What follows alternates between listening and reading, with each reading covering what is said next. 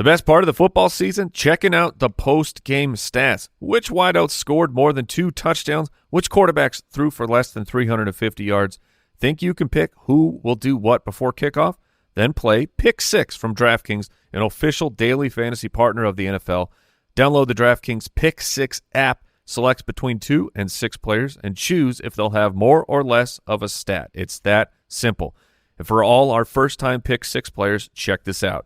New customers, play $5 on your first pick set, get $50 in Pick 6 credits.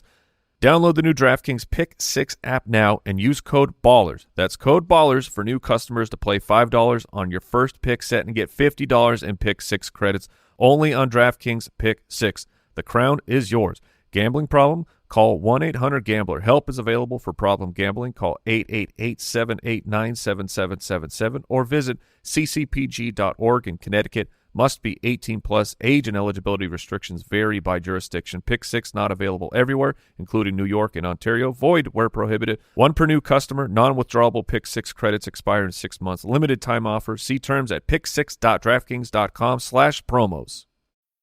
This episode is brought to you by Vitamin Water. So much of what the world is obsessed with starts out in New York City. It's a place full of style and character that has something for everyone. With a range of flavors to meet any kind of taste, it's no wonder Vitamin Water was born there. Colorful, flavorful, anything but boring. Vitamin Water injects a daily dose of vibrancy into a watered-down life. Grab a Vitamin Water today. Vitamin Water is a registered trademark of Glasso. The DFS Studio is brought to you by DraftKings.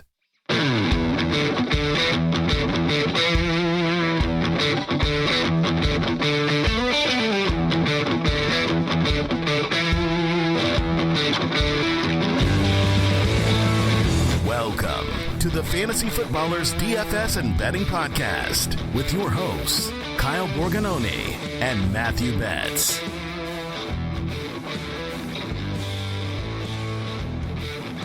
Welcome in. Tuesday, October 29th, here on the Fantasy Footballers DFS and Betting Podcast. I'm your host, Kyle Borganoni, and I am joined, as always, by Matthew. He's a doctor. I am not Betz. Kind of. I mean, if my mother heard that, she would be very sad that I said that.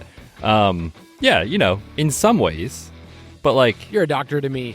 Thank you, Kyle. That means a lot. You're so proud of me. My mom's so proud of me. You know, this is what matters. Yeah, you had it sounded like you had an interesting visit this morning to the doctor that you wanted to let the people know about. Yeah, so not a big fan of going to the doctor. It's just, not on the top of my list.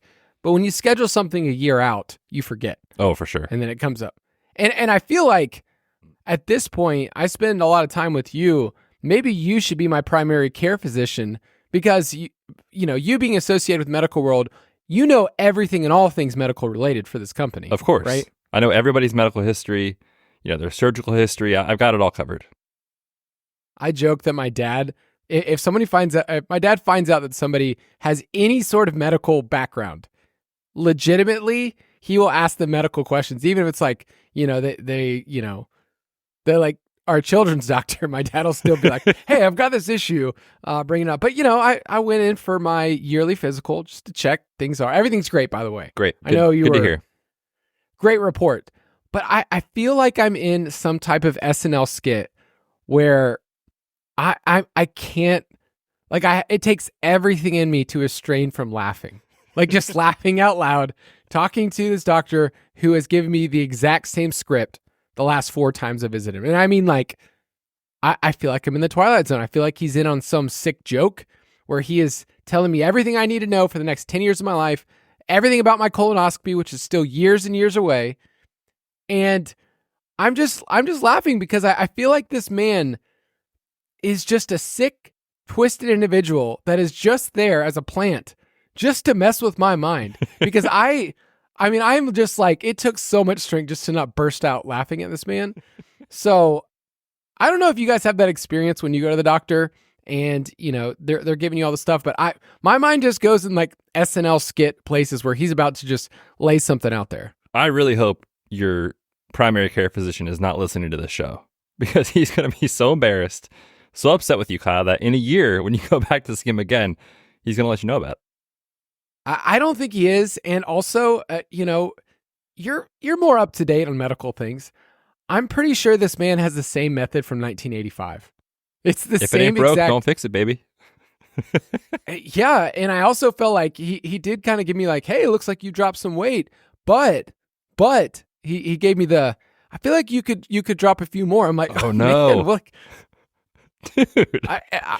Dude. I feel like I'm like pretty in line with what I'm supposed to be. 6 foot, I don't know, Betz. Maybe I need a wake up call. Do you need to talk to me? Is this an intervention? Apparently, man, that's so funny. I bet he has like a script that he kind of just like has laid out for every patient. Like, you want to be kind, but also you want to be sneakily helpful and suggest a couple of things while tiptoeing the line. Man, I'm sorry that he said that to you. I think you look great, Kyle. I think you look great. Maybe a family member paid him off to say, like, hey, we can't tell Kyle this. Your wife, your wife slipped it to him. Can you tell him to drop a few pounds? Terrible timing man. with Halloween coming up, by the way. I mean, it can be. I'm just gonna. But we like different candy. We've established that before.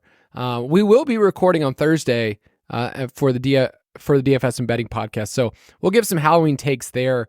I'm hoping my costume comes in time. Do you have a plan if it doesn't? I do. Okay, good. I have a backup plan. So we'll reveal that on the Thursday podcast. But we're glad you're with us. We will review this past week's cash slate, which was not as kind to me, but Betz had a pretty good week in cash. And then we'll move on to week 9, which means we are at the halfway point of the regular season. Does it feel that way? It does not. That's wild. Yeah. No, I was trying to explain because we have time change this weekend. If you're an East Coast person, that does change some things. It changed things for our family, but also I'm trying to put football in perspective for my wife where we are at the halfway point because our schedules change vastly when it comes to post week 18. So I'm trying to put that in perspective for her that we're having a good time, but it won't be like this forever. But anyway, let's talk about our cash picks. Straight cash, homie. I made a gamble. Imagine that. I mean, that's what we're doing, aren't we? It is. And I feel like I was on the right side of these at the beginning of the year, and it's kind of flipped for both of us. So Betz and I go back and forth. We don't play the exact same cash lineup. We don't even tell people, like, this is exactly what we're doing. We try to come to our own process, and part of that, I kind of do pride myself on things sometimes. Was like, this is where I'm going. This is me. And so I did pay up for Jordan Love, which if you played him in cash, he was one of our top plays. He gets hurt with the groin injury. We'll talk about that game for this week and his availability, but that one really hurt me. And what that was a call on not playing Bo Nix. And I feel like if you played Bo Nix, you probably had a very good week in cash because you had the savings, you got to go elsewhere and use it. But tell me about that decision point for you. Yeah, I was pretty set on playing Jordan Love, like we talked about on the show, just obvious reasons, right? It's like, this is the Jaguars. They are the worst pass defense in the league. He's got all his weapons, all those sort of things. The injury hurt. They also just, for whatever reason, in the first half, couldn't convert touchdowns for a while. So it just was kind of a bad run out for Jordan Love if you played him. The reason I switched on to Bo Nix, which, we talked about on the show, is like, he's probably my quarterback 2 this week, price adjusted. I still like him, but I really love Jordan Love. The reason I played Nix is because we had the T. Higgins injury open up Jamar Chase, who I thought was a standout play. And being able to put Tyreek Hill and Jamar Chase in the same lineup, to me, just felt so strong that I was willing to take the savings to go off of Jordan Love. It was very hard to make a team with Love, Jamar Chase, and Tyreek Hill in there, and then also spend up for some of the running backs that we liked. So that's why I went to Bo Nix, was really just because the T. Higgins injury opened up Jamar Chase. And I mean, I don't know if that was right or wrong. It's just, I feel fortunate to be on that side of it. But the Panthers, man, they're so bad. Bo Nix was incredible in that game. And, quietly now a top 10 quarterback on the year in fantasy. So Nix has played well. The Panthers have played terrible. Yeah, I think I was pretty angry at Bo Nix for personal reasons of, 1, not playing him in cash, 2, playing Javonte, who, had 2 carries inside the 5, but it didn't really matter. And then also because I switched onto Javonte for a tournament roster where I was in the top 10. I was showing Betz a screenshot. I was like, Betz, I'm trending very well. I'm the only person in the top 10 that has these players left. I'm I'm going to switch on to Javonte Williams, just play chalk and just ride it out. And I did not win. So Bo Nix was on my bad list. But I think the takeaway for me is that I didn't have Jamar Chase on my roster, 2 days before lock. It was like, I'm not playing the expensive wide receivers. T. Higgins news pops up and it does kind of shift things. I still think it was the right call, but it did change my roster from going from a 3 running back build to one with Jamar Chase, and also moved me off playing Devon Achane, who I played in tournaments. And I was really happy that he was my slate breaker. I think a lot of people did well with him, but yeah. And also, like, it was great that the punt options we talked about were mostly really good, including Cedric Tillman, who was like our dude. I talked about him all week. So that felt really good. If you had Cedric Tillman, you probably crushed.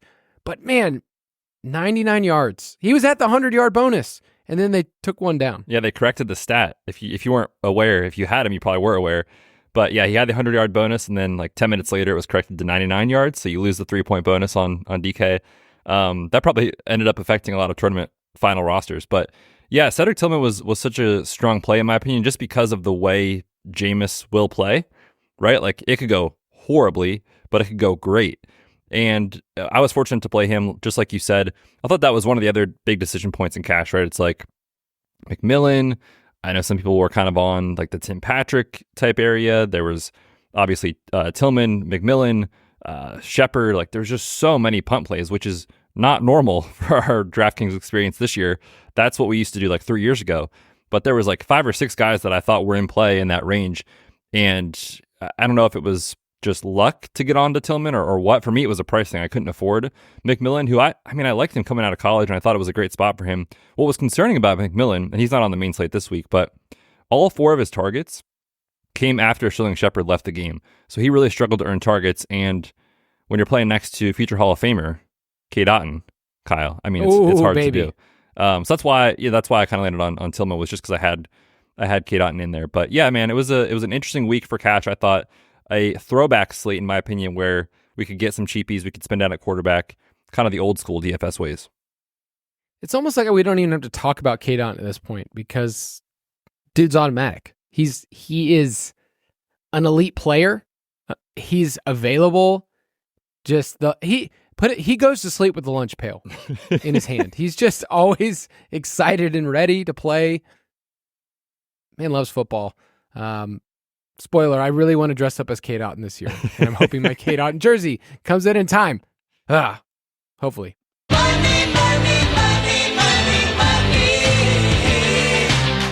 Betz, I got to share a couple of different stories from Discord. We had some awesome people here, so I'm going to let you read one of them, because it's nice to see people especially share that, they're like, hey, I don't normally win, or hey, I've kind of been staying with the process. It's been a bad couple of weeks, and all of a sudden they hit. That's the DFS process. So I had a down week in cash, but it's nice to see people use a lot of the picks that we had in the DFS pass. So I'll let you read those. Yeah, Gibbs Me More is this person's Discord name. Said, Borg Betz, I won 3rd and 4th in the DFS pass tourneys this week. My best week yet. Thanks for the tips. Next week, it's Chili's time. It's always Chili's time. But that's the thing that we love about these tournaments that we post. They're not thousands of people.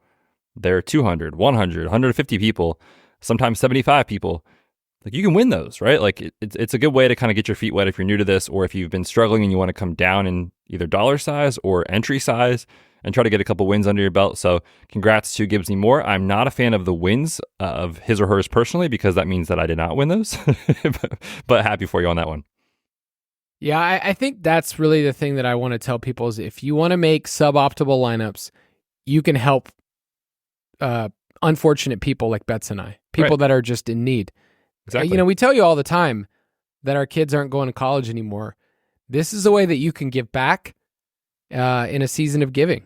So think about that. I also got one here from Bernie Main. He says, I've been in a little bit of lull with DFS and being a few yards away from a pick 6 parlay. Last night, I broke the curse and hit on a 5-legger. We're back and celebrating at Chili's tonight. So hopefully, whether it's DFS, it's some of our props, or pick 6, you are getting something that's worthwhile. And our DFS pass, if you don't have it, it's really the time to be able to get it right now. Use promo code DFSPOD. So you can go to our website, dfspass.com. You can get all of our tools, get access to all those and access to the Discord channel. I'm going to try to give some more special things coming up in November, especially when we get our Thanksgiving slate that's only for Discord people. So dfspass.com if you want to get to chat with us and talk through lineups.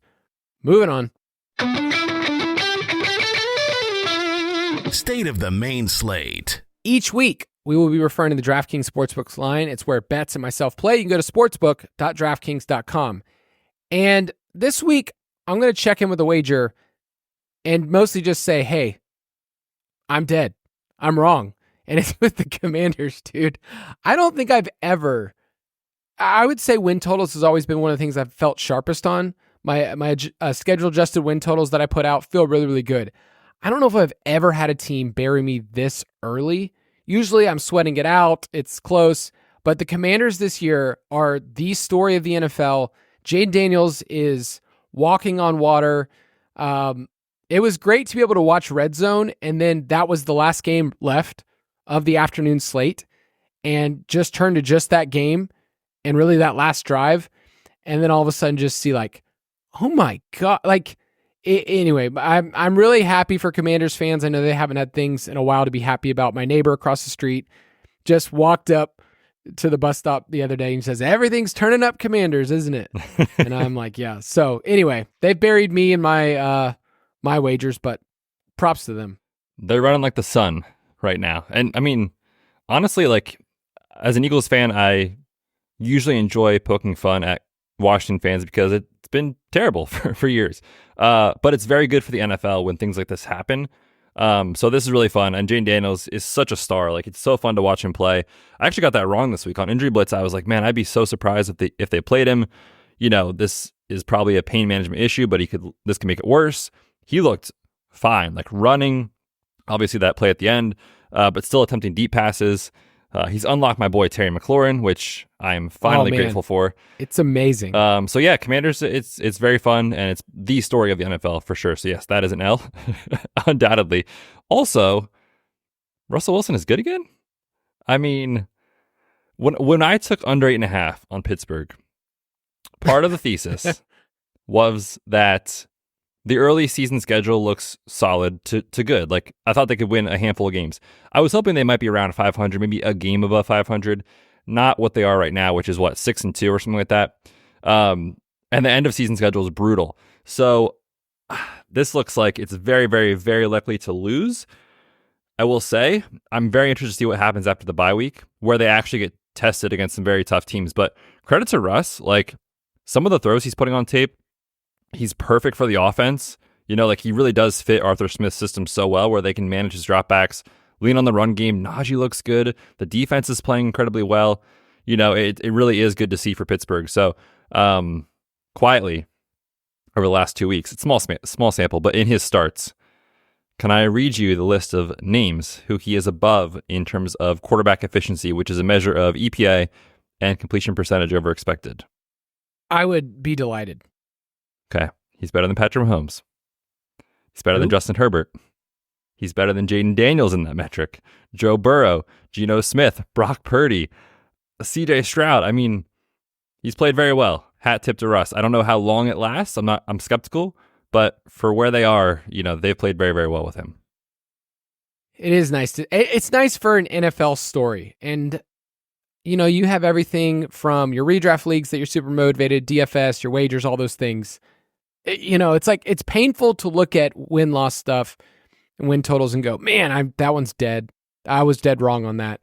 But it's another thing to remove yourself and just say, man, the NFL is putting out pretty good product. On the other hand, I am enjoying, and I'm really sorry for the fans, but I am thoroughly enjoying the demise of the Jets. I mean, that is great theater for me. It's honestly, it's shocking.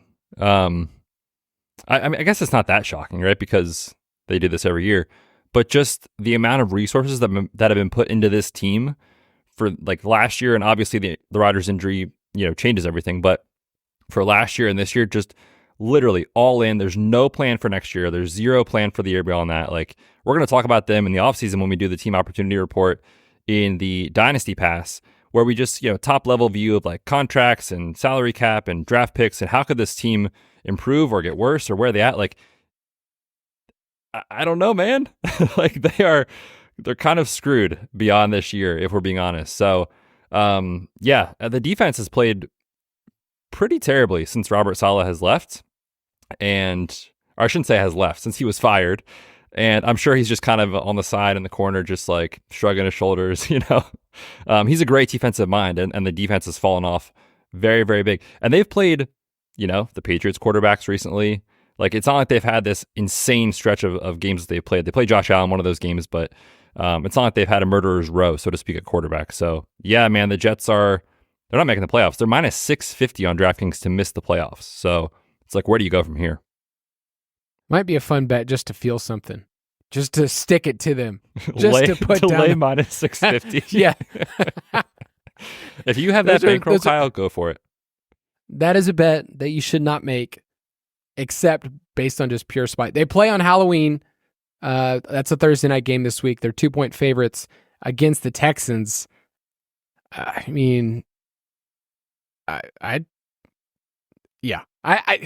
just think that, like, there's so many excuses you can make for every single team. Say, well, here's the quarterbacks they played. Here's the schedule. Here's what could have gone. It's like, you guys have not been a cohesive team at all.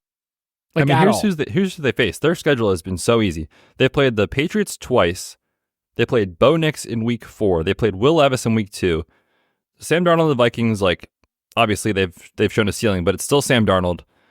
Russell Wilson in his first start of the year. Like, you can't really ask for an easier schedule.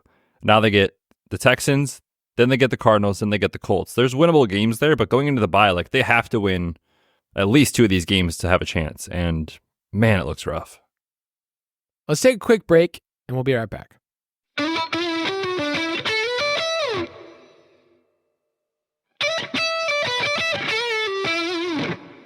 On to week 9. We're going to preview the games and talk about who we like, who we don't like heading into this week.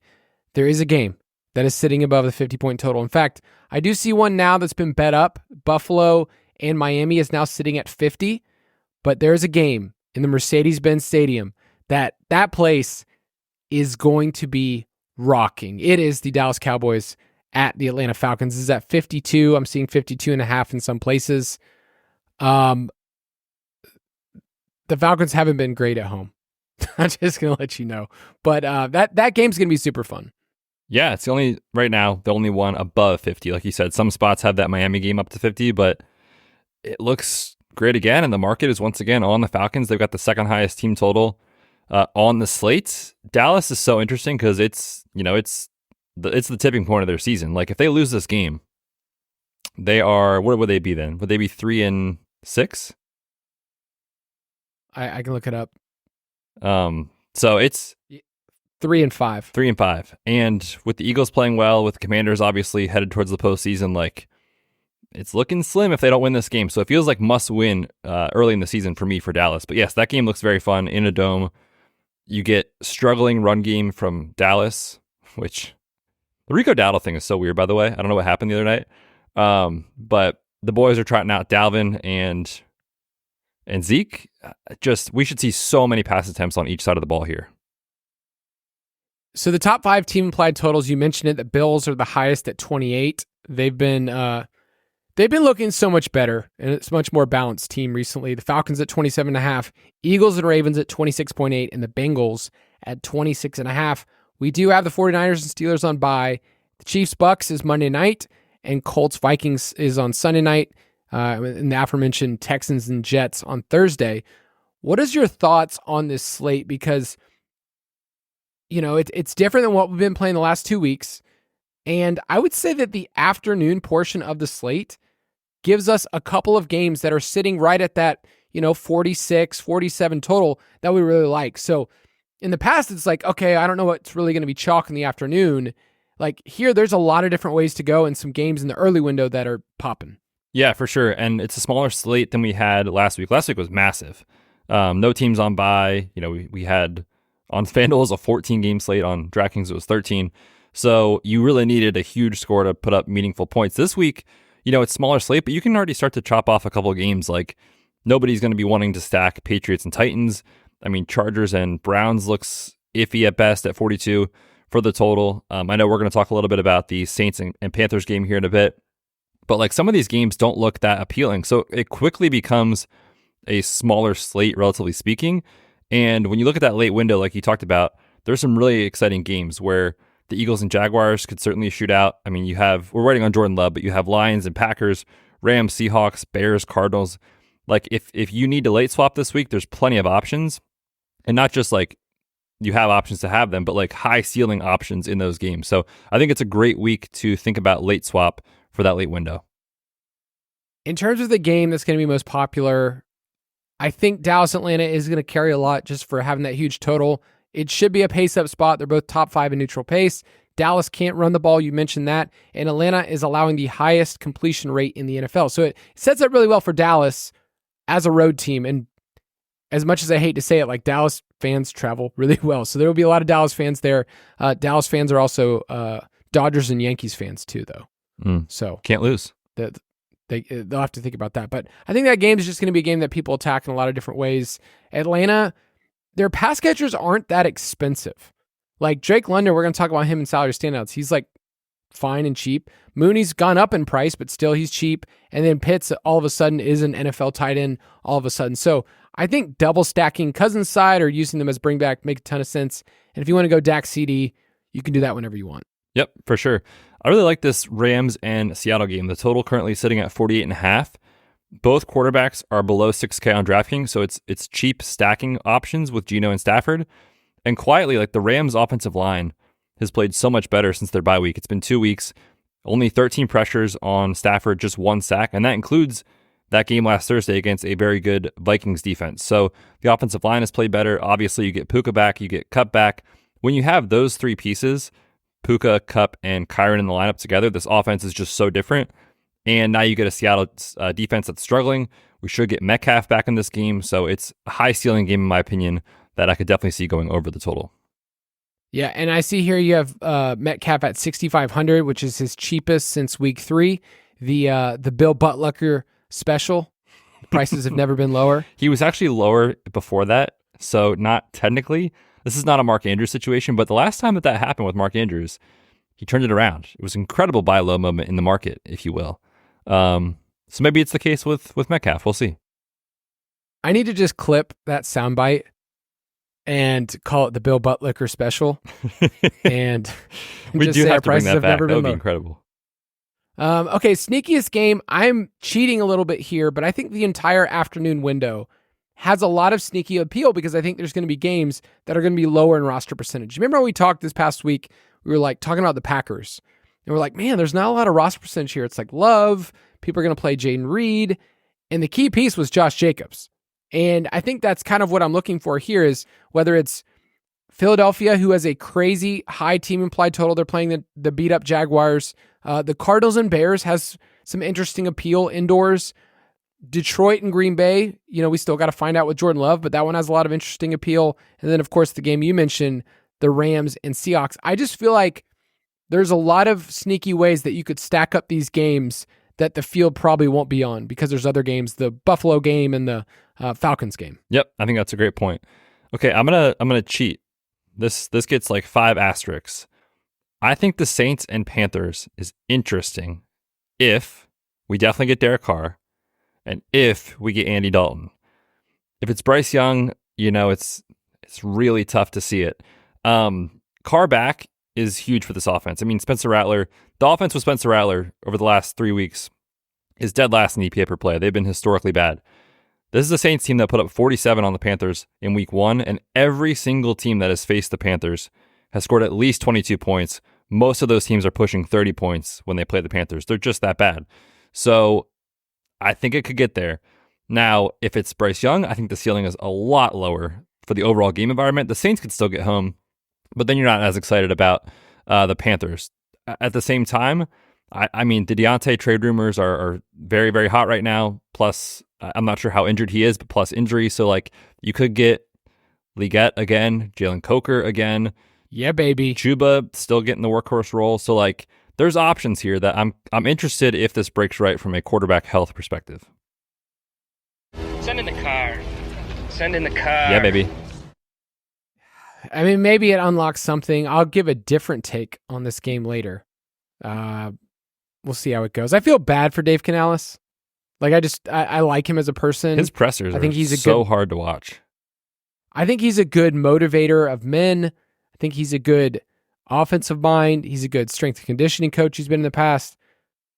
Being a head coach of an NFL team is a little different, especially if you have a JV squad. Like, do teams look at the Panthers? And I was like, man, how did they get a win again? It was against the Raiders, week 3. That was that one Dalton game. Mm-hmm. And then since then, everybody's been chasing it. I think this game's just going to suck. Did you see Sean Payton last week after the game? Oh, say that wasn't an offense? He talked about how well they played and everything. He's like, well, we didn't really play a real offense, a great offense. I forget what that direct quote was, but he just straight up was like, the Panthers are terrible. And I mean, he's not wrong, right? Like, it's really tough for Canales right now. I feel bad in his pressers because every time they're asking him about, player usage and how the game went, it's like, what do you even say at this point? Like, can we just sim till the NFL draft, please? It's kind of what I think he's thinking. Yeah. And also, unless there's some internal problem, they're going to stay with him one more year. But also, it's because their owner sucks. And I don't like vilifying people. That dude sucks. Yeah, and he's the worst. Dude's not a good owner. And that dude has set them back multiple years. The game you want to be underweight on this week, I wrote down Denver and Baltimore because I think with Bo Nix, the storyline has been, one, he balled out this past week, but it was the Panthers. I think it's going to be tempting to stack up Denver again. But this is on the road. It's in Baltimore. And if you go through Nix, who he's played well against, it's been lesser than opponents. They're 21st in plays per game. I'm worried about this game turning into a defensive slog where Baltimore at home and then Denver, is a good defense. So I'm not stacking up this game. I think there's pieces that are interesting. Like, I think Cortland Sutton's a fine piece if you wanted to use him. I think he's 5,400. And then obviously you can always play Derrick Henry if you think the team's going to win, but it won't be a game that I'm stacking up this week. Yeah, this is one of those spots where it just feels like Baltimore's had some head-scratching losses. Like, remember the Raiders loss early in the season? Then they come Raiders back and play Browns so well the week after. You lose to Jameis and the Browns. This feels like a spot where they're going to come off that loss and really right the ship and play very, very well. I will say they also had some major injury issues in their secondary, which has been abysmal as is, but Nate Wiggins, their first-round corner, missed that game due to illness, and I think it was Marlon Humphrey was out with a knee injury. If they get those guys both back this week, the Baltimore defense should play a lot better in this spot. So I'm kind of with you on that one. I'm going to throw out Cincy and Las Vegas as a game that I think I want to be underweight on, and there's a few reasons why. Obviously, the Bengals are capable of putting up points anytime they take the field, but T. Higgins is such a difference maker. Like, he has played so well this year, and in the 3 games without him, Cincy is 0-3. They've averaged 17.3 points per game.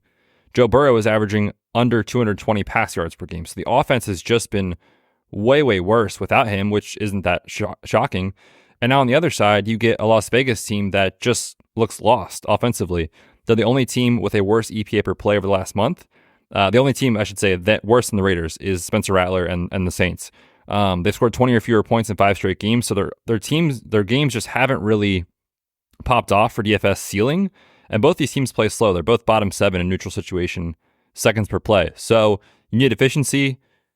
I'm just not sure we're going to get it. So could Jamar Chase get there? Of course. Could, Chase Brown or somebody get there? Of course. But just a full game stack for me, I don't think I'm going to go there this week. Yeah, their team implied total is interesting if you wanted to do a Bengals onslaught stack. I'm fine with that. I just worry about the Raiders actually staying with it. Their running game is doo-doo, despite having a coach that wants to run the ball, Luke Getsy. The team I'm most confident hitting the over, I mean, this might be really chalky, but I think the Lions just roll, man. They're just a good offense. I mean, the last 2 weeks, their game plan has gotten to the point where they go, what play have we not used at all this year? And what did we randomly talk about in a random meeting? Oh yeah, the David Montgomery halfback pass. Let's use that one. Dude, Monty's pass, that was tight spiral. Dude, it was a bullet. It was great. Yeah, Ben Johnson is just, he's having fun out there doing whatever he wants. So the Lions offense is unbelievable. Yeah, they're number 1 in scoring. Their games have hit the over in 4 straight. And also, my takeaway from watching that game, other than they were throwing to tight ends, just staying, around the goal line, it was tight end stuff. Holy crap, Khalif Raymond looked like the fastest man on the planet when he returned that kick. He just Dude, he looks like a blur. And I've seen Khalif Raymond. We talk about him every Thanksgiving. He comes back into our life. We go, oh yeah, remember Khalif Raymond? Is he a good play on Thanksgiving? Dude, he looks so fast. If you haven't, rewatch that game in his plays, and he just looked like a bullet. Love it. Khalif Raymond getting a shout out here on this DFS podcast. You never? Yep, Georgia boy. Oh, is he? Okay, I didn't know that. I'm going to go back to the Rams. I just talked about them a little bit ago. Take over 24.8. The offense is just different when you got Puka, Kupp, and Kyron all there healthy. And Seattle's defense, major issues. Over the last 4 weeks, 27th in EPA per play. They're dead last in success rate. Their opponents are averaging 27.5 points per game over the last month. So give me over 24.8 on LA. All right, so I'm going a different direction here on team most confident to hit their under, and I'm going to say it's New Orleans. Betz talked about them earlier, talked about Derek Carr coming back. They're on the road in Carolina. Sounds great. They've hit their team implied total of 25.3 just once during their 6-game losing streak, and they did it with garbage time points against the Buccaneers. I think this offense is not good, and they miss Shaheed. I think that's a big part of it that we've seen. So at the end of the day, I think the Saints are a team that you just don't need this week. Chris Olave is kind of interesting if you want to play him. His salary's still low, but I think this game just overall ends up being a plotter. I don't mind Chuba Hubbard in this game, but I think this game hits the under. I'm on the other side of it. I think the Saints bounce back this week, so it'll be interesting to see. You could not be more wrong. What's that? You could not be more wrong. Why? Because of the reasons I just laid out. I don't have any more. Because of my ironclad, locked and loaded guarantee. Saints under, baby. I think they hit the over. Just the Bo Nix-led Broncos just had a 28-point team total against this. Bo Nix. Bo Nix. I will say, too, the Saints' offensive line getting healthier definitely helps. So Taysom's back. I think they go over. Maybe we'll water bet this, but I think they go over. I will take the under on the Jaguars. 19.5. This is a Doug Peterson revenge game, by the way. The injuries are just piling up for Jacksonville. You obviously lose Christian Kirk for the year. Fractured collarbone. Brian Thomas Jr. we'll say is questionable at best with a rib injury. Gabe Davis has battled a shoulder injury and a knee injury for the last couple weeks. Travis Etienne has missed time because of the hamstring. So you get all of that on offense, and you're on the road, and Philly's defense has really turned around. Remember on the week 2, post-week 2 show, I was just so mad at this team for what they did against the Falcons on Monday night, but they've really turned it around recently. 4 of the last 5 opponents have gone under their team total. 3 straight opponents have gone under 20 points. They're number 1 in scoring defensively over the last 3 weeks. In that sample, number 2 in EPA per play. First in success rate is Philly defensively. So just too many injuries on Jacksonville to go over here. So I'll take under 19.5. I feel bad for Jacksonville at this point. It was kind of a point where you're just like, oh, they're inefficient. It's not going to work. And now with injuries, you just kind of know there's not enough there. I mean, this team is going to be picking in the top 5. For sure. All right, moving on.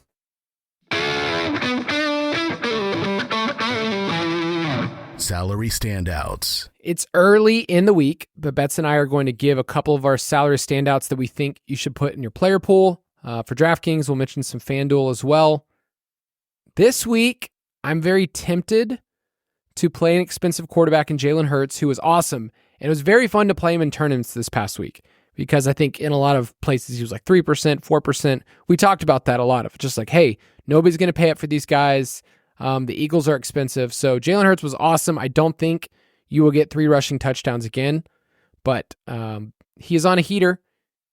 The offense overall, I know you're going to give some fan takes here, but like they looked like what we thought the offense would look like. His decision making, him avoiding sacks, which for a while that was just terrible of him just getting himself into pressure. But I think Hurts this week is a strong play if you wanted to pay up at quarterback against the Jaguars. Yeah, his mobility just unlocks everything for the offense. And really when they were struggling down the stretch last year, he was kind of a statue in the pocket, like hesitant to run. He was dealing with that knee injury as well as some other issues. But yeah, when he runs, it's very tough to account for that, right? Because the scrambles, it's like we talked about with Jaden Daniels and Lamar. Like when they tuck it and run and they don't have to pick up 20 yards. If they pick up 5 or 6 and just kind of keep the offense on schedule, it's very tough to stop that. And then you hit him with deep play action to Smith or A.J. Brown or Saquon rips off a big play. It's very tough to stop. So I love Hurts this week. The problem is I don't know if we're going to get the beautiful 3K plays we had last week. So that's just going to be a thing to monitor. But yeah, I love Hurts. Also, Jaden Daniels, 7,500 taking on the Giants. Russ just looked like vintage Seattle Russ last night in that game. So I love Jaden Daniels. And I will say Bo Nix is probably back in play.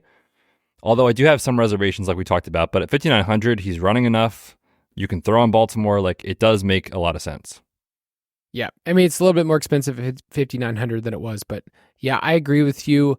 I think the hardest part of paying up for quarterback is, I'm looking so far, and it's what always happens, right? Is value opens up later on in the week that we can't foresee on a Tuesday. So that's why you look at the different tiers of quarterback. If you want Hurts or Jay Daniels, I don't mind Cousins and Dak in the same game, in that 6,200, 6,300 range.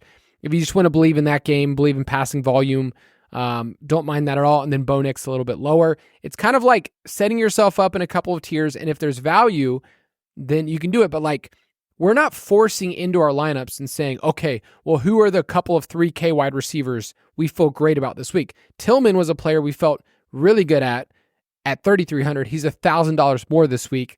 So it changes how you do things. So think about that. Think about the tiers of players.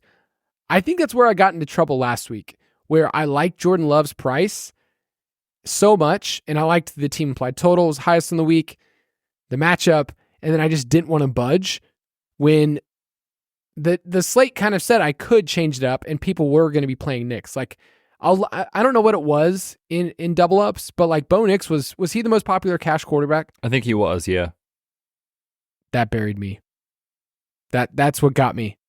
Bo Nix just burying you. I will say, go ahead. I was going to say that's part of DFS is IDing the slate, understanding. For sure. And I knew Bo Nix was going to be popular. I thought more people would play Jordan Love, and they did not. And so it really, really hurt me a lot. Yeah, that's a good point. Every slate is different. That's kind of why you have to turn the page and just try to make sure you're addressing it differently than you did the week before, based off pricing, based off matchups, number of games, all those sort of things. Over on FanDuel, I will say Daniels looks like a standout play at 8,700 for how he scores with the rushing and how much quarterback accounts for your score over there. He looks quite solid. At running back, we have a couple of different options that we like. Ken Bone Walker did not get it done this past week, but he's facing the Rams, and they've been a team that you can run over all this year, and he's cheaper, right? He's only 7,300 right now. I think he's one of the expensive guys that makes a lot of sense, but we both have Chuba listed here. He wasn't a play that we were into this past week, but at 6,500 at home, the Saints have been, maybe the worst run defense since those first two wins. Yeah, they've been terrible against the run, and Chuba should still see the lion's share of the touches. They asked Canales about Jonathan Brooks last week, and he kind of said, we're just trying to stack some weeks together here where we ramp up his workload. I think he said we're going to be aggressive this week in his touches and in practice and see how he goes. But I don't think he plays this week. So yeah, Chuba, if he's by himself again against the Saints, definitely makes a lot of sense.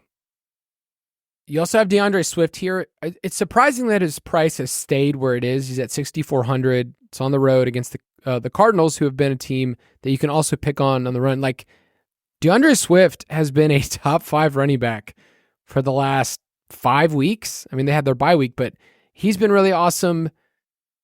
I don't mind going there. He's just been the lead back. You're still seeing some Roshan carries inside the 5, but I think what's going to happen this week is if you don't pay up for Ken Bone, then you're probably going to have a couple of 6K running backs that make sense. So Chuba, DeAndre Swift, Tony Pollard. I know we don't really like talking about the Titans, but it's a good matchup. They're at home, and he's 6,800. So I'm seeing a couple of 6K running backs early in the week. For sure. Achan's also in that mix, 6,700. There's some really strong plays down in that range, which means, again, for tournaments, going up to the Saquons and Kyrons of the world makes a lot of sense. Derrick Henry, of course, what are they favored by? 9 points. Positive game script for Henry always makes sense. So yeah, I think cash, it looks like the 6K range, and for tournaments, definitely don't be afraid to spend up. Let's say that you don't want to play Hurts, 7,800. Any thoughts about paying up for Saquon at 8,200? They're huge home favorites against the Jaguars. Yeah, I mean, anytime you can do it, it's always in play.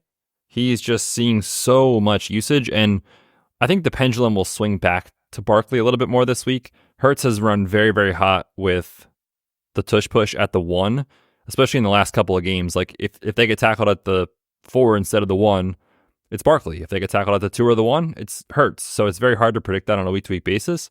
But given how hot Hurts has run in that department, I think this could be definitely a big Saquon game. And then just one more running back I want to throw out there is Brian Robinson Jr. He's been consistent. Like his floor has been super consistent. So if you don't want to play Jaden Daniels and you say, hey, Brian Robinson is the main guy here, the Giants have been a team that you can run all over. Look at Najee, who's had 3 straight 100-yard games. He looked pretty good on Monday Night Football. So I feel like there's a good handful of running backs so far from the elites to the 6K range if you want to build that way. Let's take a quick break, and we'll be right back.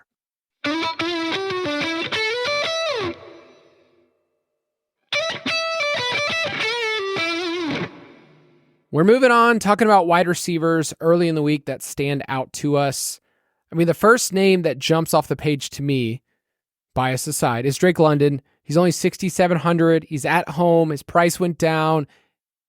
Kirk Cousins is throwing the ball over the place. I feel like he's screaming cash play bets. Are you hearing what I'm trying to scream at you? Week in and week out, Drake London in cash games is viable. Yeah, he finally had a down game last week, but the price accounts for that, right? He was 7,200.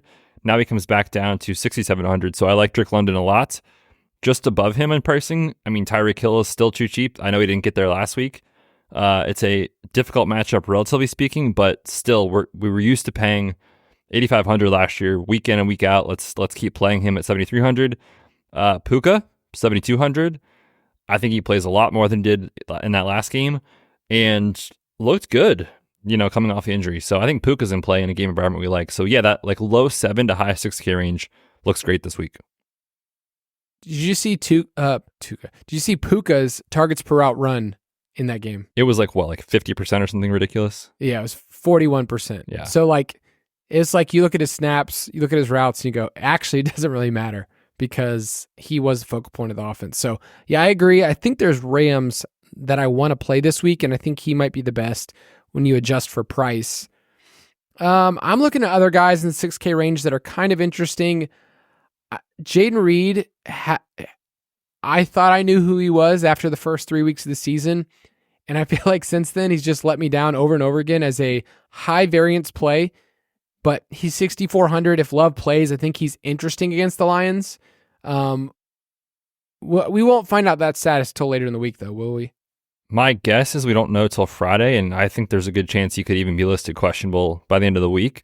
The thing that's interesting with the Packers, it's obviously a huge divisional game. They want to win it, but they do have their bye week next week, so we'll see what they do with Love. But yeah, it's obviously an incredible matchup, so we'll see. In the 6K range, so I mentioned Chris Olave at 6,100. That's a nice tag for him. Darnell Mooney is 6K if you needed to drop down from London. He looks fine. And then there's some other names. Khalil Shakir has been maybe the most dependable receiver around, especially for the Bills. He's at 5,900. I'm interested in going there. Calvin Ridley and Ladd McConkey were 2 names that blew up this past week.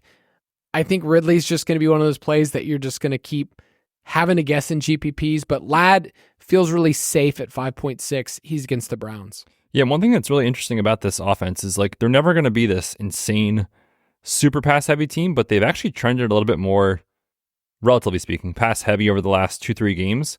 I'm sure part of that is the health of Justin Herbert. Dobbins has quietly been way less efficient than he was in weeks 1, 2, 3. So they've actually been a little bit more balanced, not insanely pass heavy, but balanced, whereas before they were just running all the time. Ladd is just, on a per route basis, he's been great, which was the story coming out of college, right? It's he didn't play all the snaps, but when he was out there, right, he was very good and he looks the part. So yeah, very good tag here, 5,600 taking on the Browns. Both of Ladd's touchdowns were contested catches. He had to change his body in the air, and then he had the one long one, but it's interesting because he looks like a player that you would just pencil in as just all right, he's just some little slot wide receiver. And yet he plays, and after the catch, he's faster than you think he is. So he's an interesting player. I think I brought up Doug Baldwin recently as a comp for him. Is that guy really, really good, or is everyone else slower than him? Because he's not going to ever test crazy, but it's just where he's supposed to be. So Lad's a fun player to watch. And then in full PPR, that's kind of why we've been talking about him. We had him as a good play this past week. I had him in my cash pool, but I didn't land there. But 5.6, that's a pretty good tag. Also throw out Jalen Waddle at 5.5. We're still waiting. Maybe you just don't have the trust there and throw him in your GPP pool. Cortland Sutton, 5.4. The Ravens are a pass funnel. You talked about how much you love Bo Nix and how you just want to stack him up in cash. Don't stack him up, but like Cortland Sutton at 5.4. What do you think about that tag? Yeah, I mean, he has 3 games this year, double-digit targets. We saw one of those last week after the 0 targets the week before. So I think we should expect maybe some regression there as far as the targets go, where he's kind of lived in this like 6, 7, 8 range most of the year. But I think against this team, I mean, the pass rate should be inflated for Bo Nix. You have to. That's what teams do against the Ravens. So yeah, I think at that tag, certainly he's in consideration for cash. And if he's not going to be played in tournaments, then I do think he's very interesting. So he plays against the Ravens. I think of him as just fancy Cedric Tillman. Big body guy that could get, 8, 9 targets, a little bit more expensive. Speaking of Cedric Tillman, 4.3 against the Chargers. People are going to want to chase the last 2 weeks. Is he on your radar? He's a fun dynasty player that has now creeped into redraft territory and also DFS. Like Cedric Tillman's is the hotness right now, but are you playing him this week? So obviously it's a very different situation and the price accounts for that. Right? Last week at 3,300, he was almost the stone min. So our expectation was like, if this goes great, awesome, but I don't really need that. Now that he's in this range of pricing, what did you say it was 4,400? 4,300?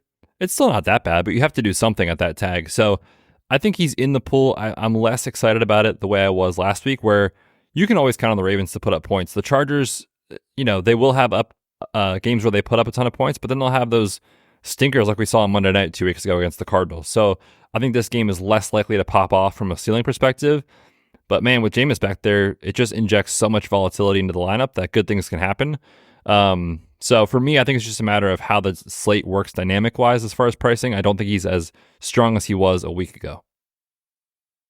DFS is an exclusive pool party. Like last week, Tillman was like welcomed in. He was like, it. Please come.